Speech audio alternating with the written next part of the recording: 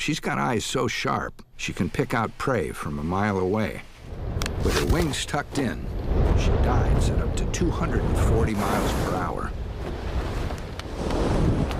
A kill in midair. But she is torn between feeding hungry mouths and guarding the nest.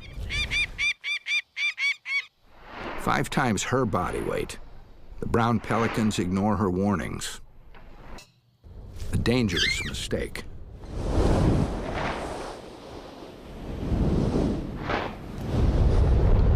A yank on the face, and she throws the hapless pelican off balance.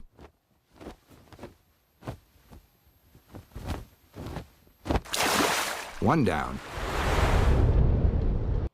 But while she's going after the pelicans, a real threat is making its way toward the nest.